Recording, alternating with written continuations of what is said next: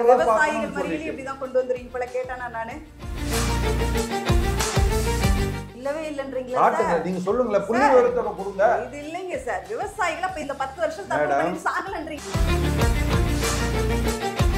குறிப்பா தமிழ்நாட்டுக்கு இத நாங்க பண்ணோம் அப்படி ஏதாவது ஒண்ணு இருக்கு சொல்லுங்க நிச்சயமா சொல்றேன் நல்ல விஷயம் மக்கள் கிட்ட போய் சேரணும்னா அதுக்கு மீடியா ஒரு ஆயுதம்னா அதை பயன்படுத்திக்கலாமே இதுக்கு முன்னாடி பாரத பிரதமர் சொல்லியிருந்தாரு தனி பெரும்பான்மையோட ஒரு கட்சி நிக்கணும் கூட்டணியோட ஆட்சி அமைக்க கூடாது அப்படின்னு சொல்லியிருந்தாங்க ராமர் கோயில பெரிய ஒரு எதிர்பார்ப்பு மத்தியில நடந்துச்சு அந்த இடத்துல இவங்களால நிக்க முடியலையே சார் பிஜேபியால அங்கேயே நிக்க முடியலையே சிறப்பா ஆட்சி நடத்துவீங்கன்ட்டு எல்லாரும் நம்புறாங்க மக்களும் அதை தான் நம்புறாங்க நீங்க என்ன சொல்ல வரீங்க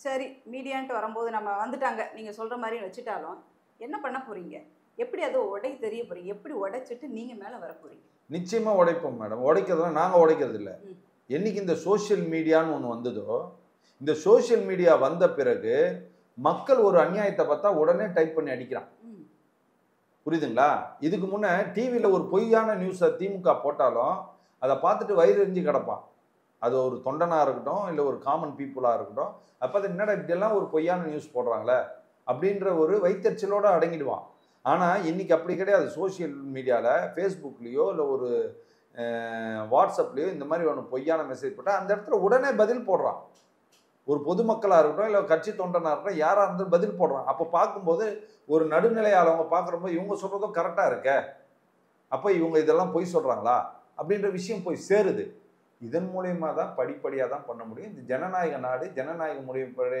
தான் நாங்கள் வெற்றி பெறணும்னு நினைக்கிறேன் ஜனநாயக முறை பிரகாரம் தான் ஆட்சி நடத்துகிறோம் ஆமாங்க சார் நீங்கள் சொன்ன அந்த சோஷியல் மீடியாவிலே தான் நாங்களும் பார்த்தோம் மணிப்பூரில் நடந்த விஷயங்கள் நடக்கக்கூடாத ஒரு பெரிய விஷயம் அந்த இடத்துல நடந்தது அந்த இடத்துல ஒரு மாதத்துக்கு அங்கே ஃபுல்லாக எல்லாத்தையும் கட் பண்ணி வச்சுட்டாங்க அதுக்கப்புறம் தான் நீங்க சொன்ன மாதிரி இந்த சோஷியல் மீடியா தான் உடைக்கும்னு சொன்னீங்க பாத்தீங்களா அதனால தான் நாங்க பார்த்தோம் சூப்பர் क्वेश्चन இதுக்கு முன்னோட நீங்க ஒரு இன்டர்வியூ பண்ணீங்க ஆனா இந்த இடத்துல தவறி வேற எதுக்கு போயிட்டோம் ரெண்டு பேர் இருந்தாங்க காங்கிரஸ்கார் பேசிட்டாங்க நீங்க சொல்லுங்க ஒரு பெண்மணி கெடுக்கப்பட்டாங்க கரெக்ட் அது யார் கெடுத்தாங்க என்ன அதெல்லாம் அடுத்தது விட்டுருவோம் சரி பெண்மணி கற்பழிக்கப்பட்டிருக்காங்க ஒரு சர்டன் குரூப்பால கற்பழிக்கப்பட்டாங்க கற்பழிக்கப்பட்டதை நேரடியாக தன்னுடைய கணவர் பார்க்குறாரு கரெக்டா அந்த கற்பழிக்கப்பட்ட நொடியிலே அந்த நியூஸ் வெளியில வருமா அந்த கற்பழிக்கப்பட்ட நொடியிலே கணவர் எல்லா இடத்துல போய் கம்ப்ளைண்ட் பண்ணி இந்த மாதிரி ஆயிடுச்சின்னு பார்ப்பாங்களா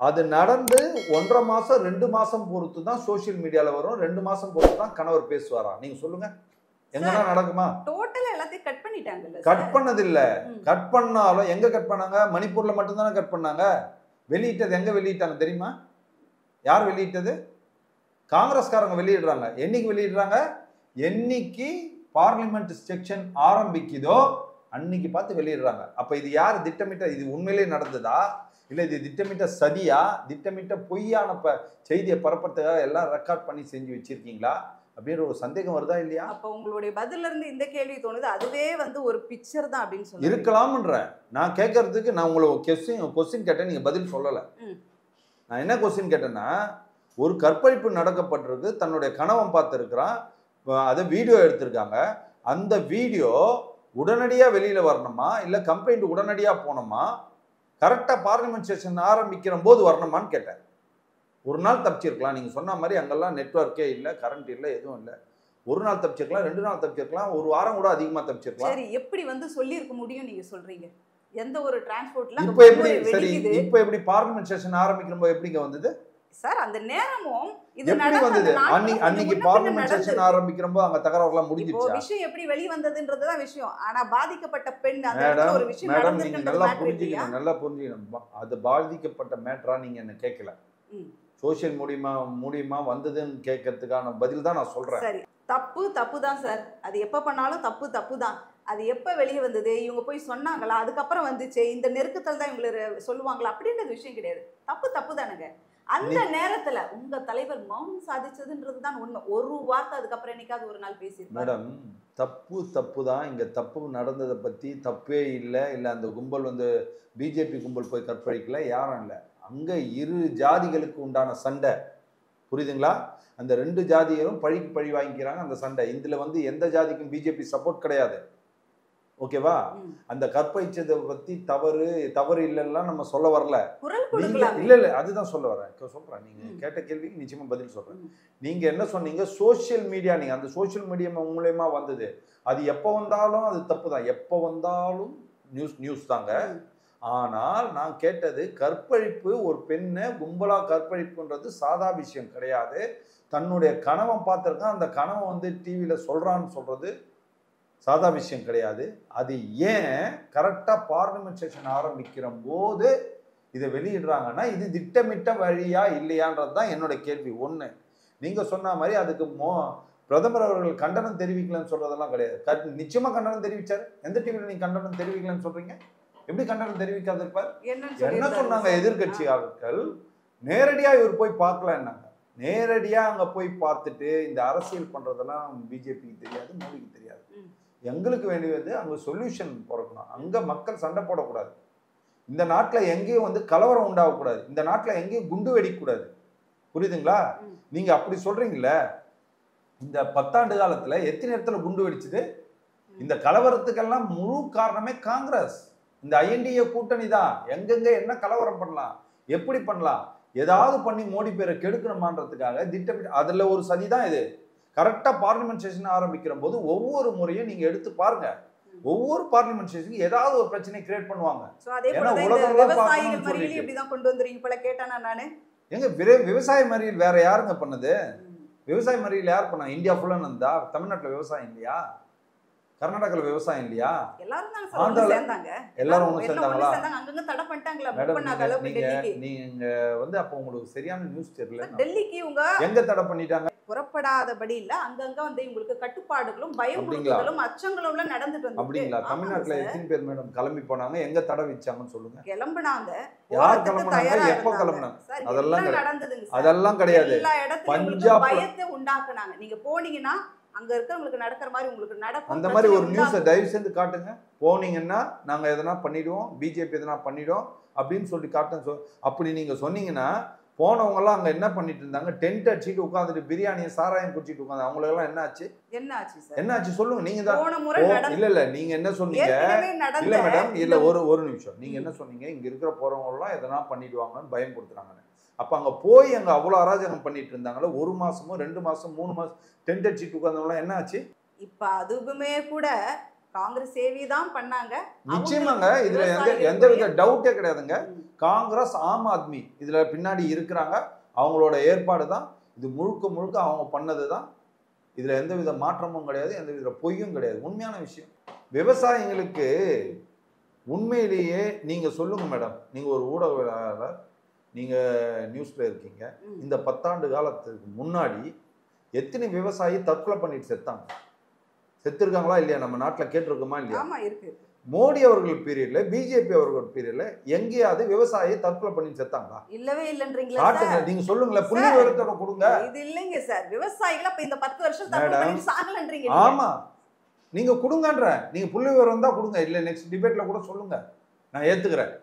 அப்படியே இருந்தாலும், அப்படி என்னை பொறுத்தவரை இல்ல, அப்படியே இருந்திருந்தாலும் நீங்க கம்பேர் பண்ணி பாருங்க. அன்னைக்கு எவ்வளவு பேர் செத்தாங்க, இது எப்போ ஆரம்பத்தில் செத்தாங்களா, இல்லை 10 வருஷம் பீரியட் முடியும் போது செத்தாங்களா, ஆரம்பத்திலேருந்து இந்த 10 ஆண்டு காலம் மன்மோகன் சிங் ஆட்சியோட அவலத்தில் எதனா ஆரம்பத்தில் செத்துருப்பாங்க. அதுக்கப்புறம் படிப்படியாக குறைக்கப்பட்டு இன்னைக்கு விவசாயிகள் எல்லாமே செழிப்பாக இருக்கிற அளவுக்கு உண்டான வேலைகள் செஞ்சிட்டு இருக்காரு. வருஷத்துக்கு வந்து 6,000 ரூபாய் கொடுக்குறாங்கன்னா சும்மா பேக்கெட்டில் போடுறது. இவர் நான் எல்லாருக்கும் 1000 ரூபாய் கொடுப்பேன், சட்டாக்குன்னு கொடுப்பேன்னு ஒருத்தர் சொன்னார் பாருங்க இந்த தேர்தல். அந்த மாதிரி எல்லாம் கொடுக்கல. ஒரு விவசாயிக்கும் ஒவ்வொரு போகத்துக்கும் உண்டான செலவுக்காக காசு கொடுக்குறாரு விவசாயத்துக்கு. புரியுதுங்களா? பிஜேபி கொடுக்குற எந்த சலுகையுமே சும்மா நீ பேக்கெட்ல போட்டுக்கோ எனக்கு ஓட்டு போடுன்னு கொடுக்கறது இல்லை. உன்னோட வளர்ச்சிக்கு, உன்னோட தொழில் வளர்ச்சிக்கு அதுக்கு உண்டான உதவியை பண்ணுவேன்னு தான் பிஜேபி கொடுக்கும். புரியுதுங்களா? அதனால ஏதாவது நீங்க இது இருந்ததுன்னா நீங்க காட்டுங்க. விவசாயிங்க இத்தனை பேர் தற்கொலை பண்ணி செத்தாங்கன்னு காட்டுங்க. இது உண்மையில ஏற்றுக்கொள்ள முடியாத ஒன்று. எது இந்த மேடம்? 10 வருஷத்துல ஒரு விவசாயியுமே எங்க ஆட்சியில தற்கொலை பண்ணிட்டு சாகல. புள்ளி விவரத்தோட சொல்லுங்க அப்படின்னு கேட்கறது, அது எங்கேயோ வந்து ஒரு இடிக்கிற மாதிரியான ஒரு தயவு விஷயமா தான் செய்து இருக்கு. காட்டுங்கன்னு தான் சொல்றேன். புள்ளி விவரத்தோட காட்டுங்க. ம். அப்படியே இருந்திருந்தாலும் கடந்த 10 ஆண்டு கால மன்மோகன் சிங் ஆட்சியோட அவல நிலையால ஆரம்ப ஸ்டேஜ்ல ஏதாவது இறந்திருக்கலாம். அதுக்கப்புறம் படிப்படியா 10 ஆண்டுகள் மோடி ஆட்சி முடிஞ்ச போது அந்த 5 ஆண்டு காலத்துல யாருன்னா இறந்தாங்களா? நீங்க காட்டுங்க. இருந்திருந்தா இதை நான் மறைக்க முடியாது, நீங்க மறைக்க முடியாதுல்ல. சரி. இதுவும் ஒரு கேள்வியோட ஒரு மேடம், இன்னொரு புள்ளி விவரம் சொல்றேன். கிட்டத்தட்ட 25 கோடி மக்கள் ஏழ்மை நிலையிலிருந்து முன்னுக்கு வந்திருக்காங்க மோடி அவர்கள் ஆட்சியில. இதை நாங்க கொடுக்கல, உலக லெவல்ல கொடுத்துருக்கோம். வறுமை கோட்டின் கீழ் இருப்பவர்கள் மேல வந்திருக்காங்கன்னு கொடுத்துருக்கோம். 25 கோடி மக்கள் இந்தியால. இதெல்லாம் தயவு செய்து, அதாவது வந்து எல்லா நியூஸையும் பாருங்க. வெறும் இந்த சன் டிவி, கலைஞர் டிவி, இந்த தமிழ்நாட்டில் வேற எந்த சேனல்ல போட்டாலும் நல்ல விஷயங்கள்லாம் வராது. இப்போ 100 சவரம் இந்த ராகுல் காந்தி இருக்கிறாரு, அவரோட முப்பாட்டன், அவரோட தாத்தா, அவரோட பாட்டி, அவரோட அப்பா எல்லாரும் சேர்ந்து இந்த நாட்டை கடன் ஆக்கி சந்திரசேகர்ன்ற ஒரு பிரைம் மினிஸ்டர் வந்து இந்த நாட்டுக்கு கடன் கேட்குறப்போ பிரிட்டிஷ்காரன் கொடுக்க முடியாத ஒரு சூழ்நிலையில் இருக்கும்போது, நாங்கள் இதுக்கு மேலே உங்களுக்கு கடன் கொடுக்க முடியாதுன்ற போது இந்த நாட்டில் இருக்கிற நகையை 100 டன் நகையை எடுத்துட்டு போய் பிரிட்டிஷில் வச்சு பிரிட்டனில் வச்சு அன்னைக்கு பணம் வாங்கி இந்த நாட்டுக்கு ஏதோ வழிநடத்தின கடனை இன்னைக்கு இந்த 10 ஆண்டு காலத்தில் மோடி அவர்கள் மூட்டி எடுத்துட்டு வந்திருக்காரு. இந்த லாஸ்ட் நியூஸ் பாருங்க.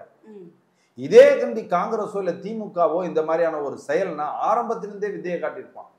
நாங்கள் இங்கே போயிருக்கோம், கடன் அதை பண்ணியிருக்கோம். ஏதாவது ஒரு எலெக்ஷன் டைமில் ஒரு அந்த விஷயத்தை பற்றி பிரபலமாக எதனா பேசினாரா, விளம்பரம் படுத்தினாரா?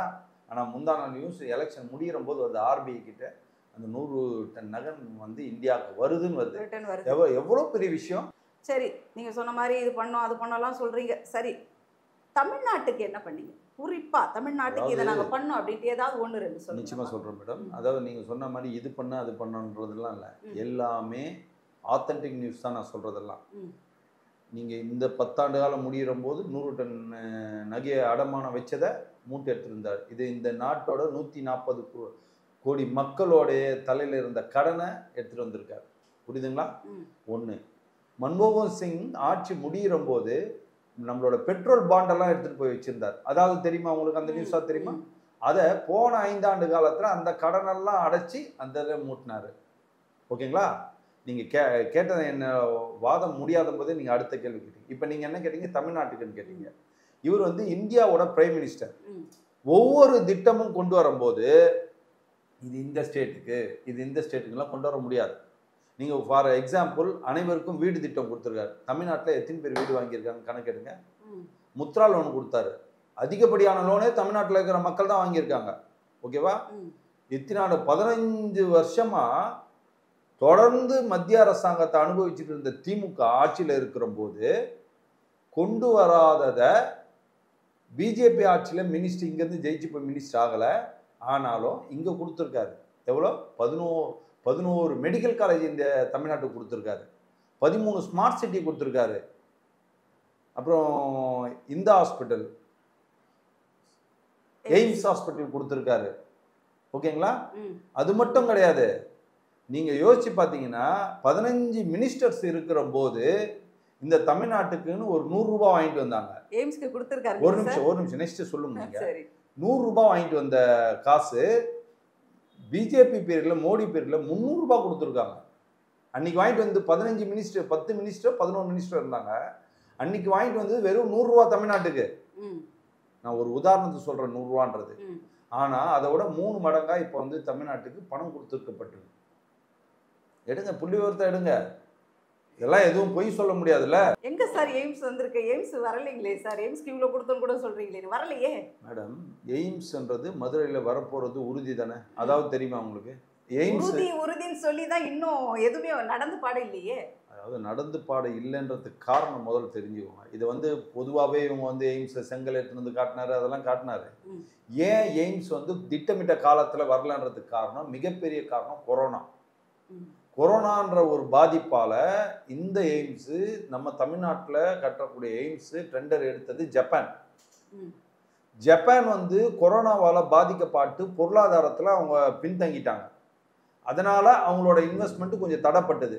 அதனோட காரணம் தான் டிலே ஆகுதே தவிர மற்றபடி எந்தவித காரணமும் கிடையாது. இங்கே வரக்கூடாதுன்னு கிடையாது, இங்கே வராத இருக்கிறதுக்குள்ள அதை வெறும் ஒரு ஜிமிக்காகலாம் பண்ணலை. இன்றைக்கும் வேலை நடந்துட்டு தான் இருக்குது. எய்ம்ஸில் படிக்கிற காலேஜ் ஓப்பன் பண்ணி அது வெளியேற்றது நடந்துட்டு இருக்கு. இனி வரும் நாட்கள்ல எய்ம்ஸ் நிச்சயமா வரும் மேடம், நிச்சயமா வரும் மேடம். மோடி கொடுத்த வார்த்தைகள் எதையுமே மிஸ் பண்ணதில்லை. அதனால தான் அவர் அவ்வளோ தூரம் ஒவ்வொரு இடத்துலையும் மோடியின் கேரண்டின்னு சொல்றாரு. புரியுதுங்களா?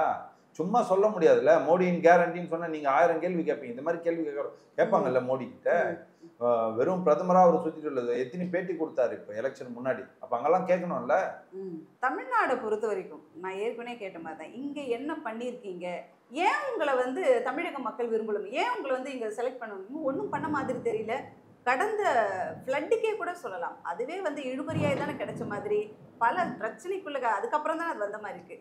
ஏன் இப்படி ஓர வஞ்சனையோடு தமிழ்நாடு வந்து மத்திய அரசு பாரபட்சம் பாக்குதீங்க? அததான் மேடம் நான் உங்களுக்கு முதலே சொல்லிட்டேன்.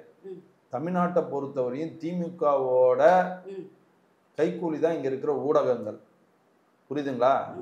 இங்க நீங்க அவங்க கொடுக்குற நியூஸை தான் நீங்க கேட்குறீங்க. மழை வெள்ளத்தில் பாதிக்கப்பட்ட போது கொடுக்கல. மழை வெள்ளத்தில் பாதிக்கப்பட்ட போது உடனுக்குடனே ஹெலிகாப்டர் அனுப்பி அதுக்கு பணமும் வந்து ஏற்கனவே கொடுத்துருக்க பணத்துல அந்த பணத்தை ரிலீஸ் பண்ணது பிஜேபி கவர்மெண்ட் தான். உடனே அந்த நேரத்திலே பண்ணிட்டாங்கன்றீங்களா? கண்டிப்பா பண்ணிருக்காங்க மேடம், எடுத்து பாருங்க. ஆனா இங்க வந்து ஊடகத்துல அதை பண்ணதை சொல்ல மாட்டாங்க. இவங்க கேள்வி கேட்கறத மட்டும் போடுவாங்க. ஏன் தமிழ்நாட்டுக்கு பண்ணல அப்படின்னு கேட்பாங்க. அதை ஊடகத்தை கேட்டவொன்னா மக்கள் நான் அப்ப பண்ணலதான் போல இருக்குன்னு நினைப்பாங்க. இதுதான் அவங்க தந்திரம். நான் அதை தானே சொல்றேன். மீடியான்றது ஒண்ணு இங்க தமிழ்நாட்டுல நடுநிலையா ஒரு 6 மாத காலத்துக்கு செயல்பட்டதுன்னா திமுக இல்லாத போயிடுங்க. இல்ல சார், மீடியா மட்டும்தான் ஒரு காரணம் அப்படின்னா மக்கள் யோசிக்கலையா சார்? மக்கள் அந்த சுய சிந்தனை இல்லைங்களா? மக்களை சிந்திக்கவே விடுறது இல்லையா மேடம் மீடியா? இப்ப நீங்க கேட்டீங்களே, நான் சொல்றேன் இல்லையா, இப்ப மழைக்கு வந்து இமீடியட்டா ஹெலிகாப்டர் அன்னைக்கு நைட்டே ஹெலிகாப்டர் கொடுத்து மக்களை காப்பாத்திட்டு அதுக்காக பேரிடர் காலத்துக்கு கொடுத்துருக்க அமௌண்ட்ல உடனடியா ரிலீஸ் பண்ணி கொடுத்தாங்க. அதை பற்றியெல்லாம் எதுவுமே சொல்லாமல் இவங்க கேட்குற கேள்வியை மட்டும் மக்கள் நியூஸில் போட்டால் மக்கள் நினைப்பா அப்போ எதுவும் கொடுக்கலன்னு தான் நினைப்பான். அதே மாதிரி ஜிஎஸ்டியில் 27% தான் இங்கே கொடுக்குறாங்கன்னு சொல்கிறாங்க. சரி, ஜிஎஸ்டி 29 பைசா, இதுதான் வந்து இங்கே தமிழகத்தில் அவங்க கால் ஊன்றாததுக்கு இது ஒரு தாக்கமாக இருக்குமோ? இல்லை, நீங்கள் கேட்கறதுக்கு இது ஒரு தாக்கமாக மக்கள் தமிழ்நாட்டு மக்கள் வந்து மனநிலையில் என்ன இவங்க கொடுக்கலையான்றது போய் சேர்ந்ததுனால அப்படி ஒரு தாக்கம் இருக்கலாம். ஆனால் அந்த கேள்வியே தவறானது. அந்த கேள்வி பரப்ப அதை தான் திரும்பியும் சொல்கிறேன். மீடியா இவர்களோட பலம். வெறும் அந்த கேள்வியை கேட்டுட்டு அந்த கேள்விக்கு உண்டான பதில் எங்களோட நிதியமைச்சர் ரொம்ப தெளிவாக கொடுத்துருக்காங்க. அதை எந்த கேள்வி கேட்டாங்கன்னு போடுற நியூஸ் வந்து பதில் சொல்கிற நியூஸை போடணும். இப்போ நீங்கள் என்ன கேள்வி கேட்டீங்க, நீங்கள் வெறும் கேள்வி கேட்டுட்டு இதுதான் பிஜேபியோட செயல்பாடுன்னு சொல்லிட்டு நியூஸை கட் பண்ணிட்டீங்கன்னா மக்களுக்கு அதுதான் போய் சேரும். நீங்க கேட்ட கேள்விக்கு நான் பதில் சொல்லணும். அந்த பதிலை கேட்கிற போது நீங்க கேட்ட கேள்விக்கு நான் சொல்ற பதில் மக்கள் பார்க்கும்போது ஓ இதெல்லாம் பண்ணிருக்காங்களான்னு தெரியணும். அந்த மாதிரியான சூழ்நிலை தமிழ்நாட்டில் இல்லை. நீங்க சொல்றீங்க 29 பைசான்னு சொல்லி கொடுத்தாங்கன்ட்டு, அது வந்து ஒரு பொய்யான நியூஸ். 29 பைசா கொடுத்தாங்கன்னா ₹1 இங்க ஜிஎஸ்டி கலெக்ட் ஆகி கொடுக்கும்போது 50% தமிழ்நாடு, அதாவது ஸ்டேட் ஜிஎஸ்டி, 50% சென்ட்ரல் ஜிஎஸ்டி. அந்த 50% இவங்களுக்கு வந்துடும் ஃபர்ஸ்ட். மிச்சம் இருக்கிற 50%ல 29% கொடுத்துட்டு மிச்சம் இருக்கிற 21% தான் சென்ட்ரல் கவர்மெண்ட் வச்சுக்கிறாங்க. அப்போ இவங்க சொல்றது பாருங்க, வெறும் நியூஸ்ல 29 பைசா. அப்போ முதல்ல கொடுத்த 50 பைசா எங்க சொல்லணும்ல? அது வெளியிடல அப்படின்றீங்க. வெளியிடல. இதுதாங்க திட்டமிட்ட வந்து செயல்பாடு இங்க இருக்கிற ஊடகங்களோடது. பிரைன் வாஷ், மக்கள் மத்தியில பிரைன் வாஷ். இதுதான் மேடம் உங்களுக்கு நான் இப்போ சாதாவா ஒரு குடும்பத்துல இருக்கிறோம். குடும்பத்தில் நேராக வந்து அண்ணனுக்கு மட்டும் இதை கொடுத்தாங்க, தம்பி கொடுக்கலன்னு சொல்லிட்டு அதை மட்டும் பெரியவருக்கு சொல்லிட்டு போயிட்டா அவர் கொடுக்கலன்னு தான் நினைப்பாரு. பெற்றவங்க வந்துட்டு ஏன்டா உனக்கு இதையும் கொடுத்தேன், இந்த அமௌண்ட் இதில் கொடுத்துருக்கேன், அந்த விலாவரியா சொல்லும் போது தானே அவங்களுக்கு புரியும். ஒரு உதாரணத்துக்கு சொல்கிறேன். அந்த மாதிரி நீங்கள் கேள்வி கேட்டீங்க 29 பைசா. அப்போ இப்போ நான் சொன்னது கரெக்டாக இல்லையா? 50 பைசா ஸ்டேட்டு தானே. அப்போ 50 ரூபாய் வந்து 50 காசு வந்துடுச்சா? ப்ளஸ் இன்னொரு 29 பைசா இவங்களே சொல்கிறாங்க அவங்க 29 பைசா மட்டும்தான் கொடுக்குறாங்க. எப்போ ஆகுது? அப்போ 79% ஆகுது. இந்த 79 இல்லாமல் இந்த 11%ல இந்த தமிழ்நாட்டுக்கு ஒவ்வொரு ஸ்டேட்டுக்கும் ரோடு போடுறதுலேருந்து பல நலத்திட்டங்களை கொடுக்குறான்னு பாருங்க. அது கம்பேர் பண்ணும்போது இதெல்லாத்த விட அதிகமாக போயிடும். சரி, இதெல்லாம் விட்டுருங்க. இதெல்லாம் கொடுக்குறாங்கன்றது விஷயம். இதுதான் உண்மை. இது மக்கள் கிட்ட போய் சேரணும். இதுக்கு சொல்லிட்டேன். சரி, 29% தான் மத்திய அரசாங்கம் கொடுக்குதுன்னு சொல்றாங்களே, அது மோடி அரசாங்கம் வந்த பிறகுதான் இந்த 29% மட்டும்தான் கொடுக்குறாங்களா? அதை சொல்ல முடியுமா உங்களால? 15 ஆண்டு காலமா தொடர்ந்து மத்திய அரசாங்கத்துல இருந்தியே, நீங்க அன்னைக்கு இந்த விஷயத்தை பத்தி பேசுனீங்களா? ஜிஎஸ்டி கொடுக்கறதுக்கு முன்னாடி பல டாக்ஸஸ் இருக்கு. அந்த டாக்ஸஸ்லையும் சென்ட்ரல் டாக்ஸு, ஸ்டேட் டாக்ஸ்ன்னு இருக்கும்போது அதை பிரித்து கொடுத்தது இதே சிஸ்டம் தான். 1947ல் சட்டம் போட்டு இந்தியாவுக்கு வர வருமானத்தை எப்படி ஸ்டேட்டுக்கு பிரித்து கொடுக்கணும்னு சொல்லிட்டு அன்னைக்கு நம்ம அம்பேத்கர் போட்ட கான்ஸ்டியூஷன் பிரகாரம் தான் அன்னிலேருந்து இன்னி வரையும் கொடுக்குறான். புரியுதுங்களா? இது ஏதோ பிஜேபி கவர்மெண்ட் வந்த பிறகு ₹1 வாங்கிட்டு 29 பைசா கொடுக்குறான்ற மாதிரியான ஒரு பொய்யான செய்தியை பரப்புறாங்க பாருங்க. இதைத்தான் நான் சொன்னேன், தமிழ்நாடோட ஊடகம்னு சொல்லி. ஸோ அப்போ உங்களுக்கே தெரியுது மீடியா வந்து இந்த இடத்துல ஆளுமையில் நிற்கிது அப்படின்ட்டு. டிஎம்கே மீடியா வச்சு தான் மக்களை கவர்றாங்கன்ட்டு. ஸோ நீங்களும் சொல்கிறீங்க நேர்மையான ஆட்சி நாங்கள் பண்ணுறோம், இன்றைக்கி அதனால தான் இன்றைக்கி வந்து நிற்கிறோம் நாங்கள் அப்படின்ட்டு. நீங்கள் மீடியா மூலமாக உங்களை பற்றி பெருமையாகவும் நல்ல விதமாக மக்களுக்கு எடுத்து சொல்லுங்களேன். இப்போ நீங்கள் சொன்னீங்களா இதெல்லாம் தெரியல அப்படின்ட்டு, உங்கள் மூலிமா அப்போ மக்களுக்கு அது போய் சேரட்டுமே. மேடம், நான் உங்களுக்கு ஃபஸ்ட்டே சொன்னேன், மீடியா வந்து பிஜேபியை ஸ்டார்ட் பண்ணி கொடுக்குற சிஸ்டம் எங்களோட கொள்கையிலே கிடையாது. மீடியான்றது இட்ஸ் எ காமன். சரி, ஒரு நல்ல விஷயம் போகுது இல்லைங்க? இல்லைங்க, நல்ல விஷயம் தாங்க. அதுக்காக வந்து அவன் பண்ற தப்பையே நான் திருப்பி பண்ணணும்னா அப்புறம் என்ன? நான் வந்து பிஜேபி, திமுகவுக்கும் காங்கிரஸுக்கும் மாற்று. அவங்க என்ன பண்ணாலும் நான் அதே பண்ணணுமா? அப்புறம் நான் எதுக்கு மாற்றேன்? அவங்களே ஆட்சி பண்ணிட்டு போலாமே. இல்ல, அவங்க பண்ணதே பண்ணணும் அப்படின்னு சொல்ல வரீங்க. அப்படிதானே நீங்க சொல்ல வரீங்க. இப்ப நீங்க வந்து என்ன சொல்றீங்க? நல்ல விஷயம் மக்கள் கிட்ட போய் சேரணும்னா அதுக்கு மீடியா ஒரு ஆயுதம்னா அதை பயன்படுத்திக்கலாமே. அதுதாங்க இங்க வந்து கொள்கை ரீதியா இந்த மாதிரி வந்து கட்சிக்குன்னு டிவி, இல்லை கட்சியில் பொறுப்பில் இருக்கிறவங்க டிவி, அவங்க குடும்பத்துக்கு டிவின்ற ஒரு சிஸ்டம் கிடையாது பிஜேபியில். அந்த கொள்கை ஆர்எஸ்எஸ் வகுக்கப்பட்ட கொள்கையே அதுதான். 3 வருஷத்துக்கு ஒரு தலைவர் இருக்கணும். அடுத்த தலைவராக வரும்போது வேற யார் வேணா தலைவராக வரலாம். அப்படி வந்தவர் தான் இன்னைக்கு அண்ணாமலை. எல்லாருமே அப்படிதான். யார் திறமையானவர் இருக்கா அவங்க தலைவராக வரலாம். அப்போ ஒருத்தர் இருக்கும்போது தலைவராக இருக்கும்போது அவர் ஒரு சொந்த டிவி ஆரம்பிச்சாருன்னா அப்போ அவர் இருக்கிற வரையும் அந்த நியூஸ்ல அந்த டிவி வரும். அந்த பயம் வந்து ஆட்டோமேட்டிக்கா தலைவராக இருக்கிறவங்களுக்கு வந்துடும். ஸோ இங்க சிஸ்டம் அந்த மாதிரி யார் ஒருத்தரும் ஆளுமை பண்ணி அந்த இடத்துல மிஸ்யூஸ் பண்ண முடியாது. அந்த மாதிரியான சிஸ்டம், அந்த மாதிரியான கொள்கை, அந்த மாதிரியான கோட்பாடு பிஜேபியில் இருக்கிறது. ஸோ இதுக்கு முன்னாடி பாரத பிரதமர் சொல்லியிருந்தாரு, தனி பெரும்பான்மையோட ஒரு கட்சி நிற்கணும், கூட்டணியோட ஆட்சி அமைக்கக்கூடாது அப்படின்னு சொல்லியிருந்தாங்க. ஸோ அதை வச்சு தான் வந்து இந்தியா கூட்டணியும் இவங்க தாக்கிட்டு இருந்தாங்க. இவங்க கூட்டணியோட வராங்க, இப்போ வருஷத்துக்கு ஒரு பிரதமர் இவங்க சூஸ் பண்ணுவாங்களா அப்படின்ட்டு. ஆனால் இன்னைக்கு பாஜகவோட நிலைமையும் கூட்டணியோட இவங்க டிராவல் பண்ணணும் அப்படின்ட்டு தான். ஸோ இதுக்கு என்ன சொல்ல வரீங்க? மேடம், நீங்கள் உங்களோட கேள்வியே தவறானது. அவர் பிரதமர் வந்து அந்த மாதிரி சொன்னார், கூட்டணி ஆட்சியே வந்து நல்லதில்லைன்னு சொன்னாருன்னு சொல்கிறீங்க. நிச்சயமாக அவர் அப்படி சொல்லலை. 10 ஆண்டு காலமாகவும் என்டிஏ கூட்டணி ஆட்சி தான் நடக்குது. ஈவன் தோ பிஜேபி வந்து சிங்கிள் மெஜாரிட்டியாக வின் பண்ணாலும் கூட்டணி கட்சிகள் அத்தனை பேருக்கும் அமைச்சர்கள் கொடுத்து தான் இந்த ஆட்சி நடத்திட்டு இருந்தார் 10 வருஷமும். ஸோ கூட்டணி ஆட்சி தேவையில்லைன்னுலாம் சொல்லலை. இவங்களோட கூட்டணி வர்றதுல யார் பிரதமர்னே சொல்றதுக்கு கூட தகுதி இல்லாதவங்க இவங்க. கூட்டணிக்குள்ள ஐஎன்டிஏ கூட்டணி யார் பிரதமர்னு சொன்னாங்களா? சொல்லலை. அப்ப பிரதமர்னு யாருன்னே சொல்லல. இவங்க ஏதோ இப்ப பிஜேபி அமைச்ச மாதிரியான கூட்டணி கிடையாது. 33 கட்சி, எல்லாருமே அவன் ஸ்டேட்ல அவன் பெரிய கட்சி. சரி, என்னைக்காவது இவங்க கூட்டி நம்ம பிரதமர் அறிவிக்கலாம்னு சொன்னதுக்கு மொத்த பேரும் ஒத்து வந்தாங்களா? கடைசியில் என்ன பண்ணாங்க? மம்தா பானர்ஜி நான் வரவே மாட்டேன் போன்னு போயிட்டாங்க. கேரளாவில் என்ன? கேரளாவில் கம்யூனிஸ்ட் வந்து கூட்டணியில் சிங்கிளா நிற்கிறாங்க. இங்கே கூட்டணி. அதே மாதிரி நீங்கள் வெஸ்ட் பெங்காலை பார்த்தீங்கன்னா மம்தா பானர்ஜி அங்கே கூட்டணி, அங்கே கூட்டணியே கிடையாது. காங்கிரஸ் வெளியிலலாம் கூட்டணி. இந்த மாதிரியான ஒரு சூழ்நிலை இவங்க ஆட்சிக்கு வந்தாங்கன்னா 33 பேர் ஒரு சாதா ஒரு பாத்திரத்தில் 33 நண்டுங்களை விட்டா அது என்ன பண்ணும்? ஒரு நண்டு யாருன்னா இன்னொரு நண்டு அந்த வேலை தான் நடந்திருக்கும். 33 பேர் இவங்க கண்டி ஆட்சிக்கு அமைச்சிருந்தா என்ன ஆயிருக்கு இந்த நாட்டோட நிலைமை?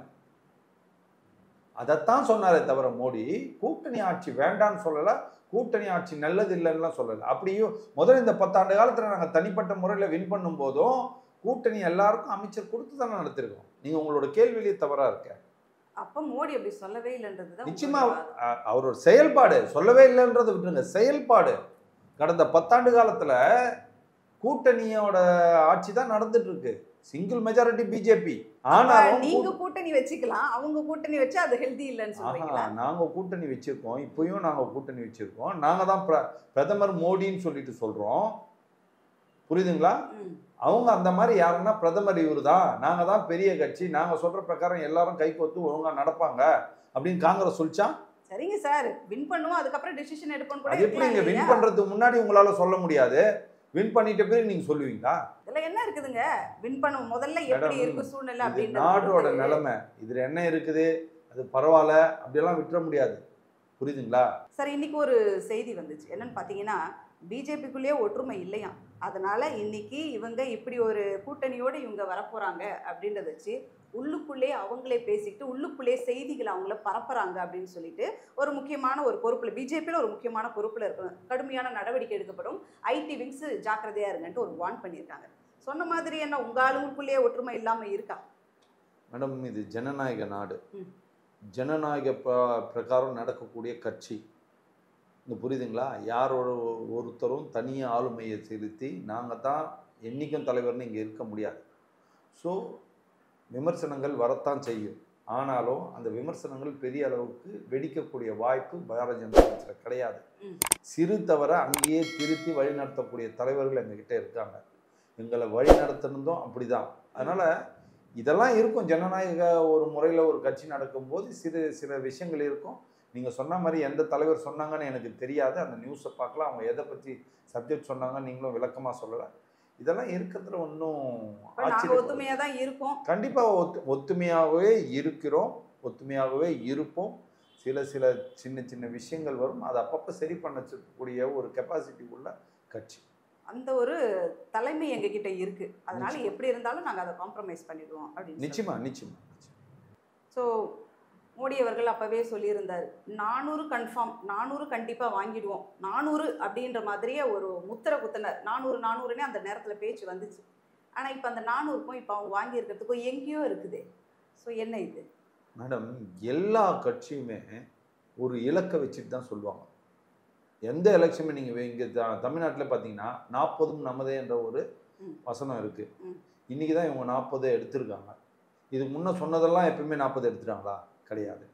ஸோ அது ஒரு டார்கெட் ஃபிக்ஸ் பண்ணுவாங்க. சரி, நீங்கள் அப்போ அந்த கேள்வி கேட்குறீங்களே, நீங்கள் அதே சமயத்தில் இப்படி யோசிங்க, பாதி எலெக்ஷனில் திடீர்னு நான் 300 சீட்டு கண்டிப்பாக வின் பண்ணிடுவோம் ஐஎன்டிஏ கூட்டணி சொல்லிச்சுல, அவங்களோட நிலைமை என்ன? வந்தாங்களா? எல்லாரும் டார்கெட் ஃபிக்ஸ் பண்ணி வேலை செய்தது தவறு இல்லை மேடம். ராமர் கோயில் பெரிய ஒரு எதிர்பார்ப்பு மத்தியில் நடந்துச்சு, அந்த இடத்துல இவங்களால நிற்க முடியலையே சார், பிஜேபியால் அங்கேயே நிற்க முடியலையே. ராமர் கோயிலை வச்சுட்டு நாங்கள் இன்னைக்கும் அரசியல் பண்ணலை மேடம். ராமர் கோயில்ன்றது எங்களுடைய தேர்தல் அறிவிப்பில் ஒன்று, தேர்தல் வாக்குறுதியில் ஒன்று, இன்னைக்கே கிடையாது. நாங்கள் கட்சி ஆரம்பித்த காலத்துலேருந்து சொல்லிட்டு இருக்கோம், அதை செயல்படுத்தி முடித்தோம். சும்மா தேர்தல் அறிக்கையில் சொல்லிட்டு போகிற கட்சி கிடையாது. தேர்தல் அறிக்கையில் சொன்ன விஷயங்களை அத்தனையும் ஒவ்வொன்றா முடிச்சுட்டு தான் வந்திருக்கிறோம். அதில் ஒன்று தான் ராமர் கோயில். ஸோ அந்த ராமர் கோயிலில் கட்டி முடித்தோம், அதனால் அது அதை வச்சுட்டு அரசியல் பண்ணோம் அப்படியெல்லாம் ஒன்றும் அவசியம் கிடையாது. எங்கள் கடமையை நாங்கள் செஞ்சோம், அவ்வளோதான். அந்த இடத்துல நாங்கள் வரமாட்டோம், எங்கள் கடமை அது எப்படி ஒன்றா இருக்கலாம் அப்படின்னு சொல்ல வரீங்க. நிச்சயமா. ஸோ இப்போ 3வது முறையாக அரியணை ஏற போகிறாங்க. பொதுவாக எல்லாருடைய எதிர்பார்ப்பும் தலைமை சரியாக இருந்தால் அது கீழே நடக்கக்கூடிய நிர்வாகம் சரியாக இருக்கும், அதற்கு கீழே இருக்கக்கூடிய பாமர மக்கள் எல்லா வசதிகளும் பெற்று சுபிஷமாக வாழ்வாங்க அப்படின்னு தான். அந்த தலைமை சரியாக இருக்கணும், சிறப்பாக ஆட்சி நடத்துவீங்கன்ட்டு எல்லாரும் நம்புகிறாங்க, மக்களும் அதை தான் நம்புகிறாங்க. நீங்கள் என்ன சொல்ல வரீங்க? நிச்சயமாக அந்த நம்பிக்கையில் எந்தவித பின்னடைவு ஏற்படாது. கடந்த 10 ஆண்டு காலமே அதுக்கு உண்டான ரிசல்ட். 10 ஆண்டு காலம் உலகம் போற்றக்கூடிய தலைவனாக இருந்தார். உலகமே ஒரு சிறந்த தலைவர். மற்ற நாட்டில் இருக்கிறவங்களாம் இந்த மாதிரியான பிரதமர் என் நாட்டுக்கு இல்லையேன்னு கவலைப்பட்ட ஒரு தலைவர் ஒரு சிறந்த தலைவராக தான் இருக்கிறாரு. சிறந்த தலைவராக இருக்கிறார் தான் இந்த நாட்டில் இருக்கிற மக்கள் எல்லாம் செழிப்பாக இருக்கிறாங்க. 3வது டைம் பிரைம் மினிஸ்டராக வந்திருக்கிறாரு. அது 3வது டைம் ஏதோ எந்த எதிர்கட்சியே இல்லாத போது நேரு அன்னைக்கு வந்தார் 3வது டைம் பிரைம் மினிஸ்டராக. ஆனால் அந்த மாதிரியான நிலைமையில் மோடி அவர்கள் 3வது டைமாக வரல. பல எதிர்கட்சிகள் எல்லோரும் கூட்டணி வைத்து பல எதிரிகள் அனைவரும் ஒற்றுமையாக இருந்து இவரை எதிர்க்கும் போது அவர்களை வீழ்த்திட்டு 3வது முறையாக பிரதமராக வந்திருக்கிறாரு. அதனால் சாதா வெற்றி கிடையாது. இது நிச்சயமாக மக்களுக்கு நல்ல விஷயங்களை செய்வார். நம்மளுடைய நாடு மிகப்பெரிய வளர்ச்சி உண்டான நாடாக போகும். மக்கள் எல்லாம் செழிப்பாக இருப்பாங்க. ஏற்கனவே 25 கோடி மக்கள் வறுமை கோட்டிலிருந்து மேலே வந்த மாதிரி இன்னும் மிச்சம் இருக்கிற மக்கள்லாம் வறுமை கோட்டிலிருந்து மேலே வருவாங்க. மக்கள் அனைவரும் செழிப்பாக இருக்கும். நிச்சயமாக நல்லதே நம்ம. எங்கள் நிகழ்ச்சியை சிறப்பிச்சு கொடுத்ததுக்கு மிக்க நன்றி. தேங்க்யூ. உடனுக்குடன் செய்திகளை அறிந்து கொள்ள IF தமிழ் பெல் ஐக்கனை கிளிக் செய்யுங்கள்.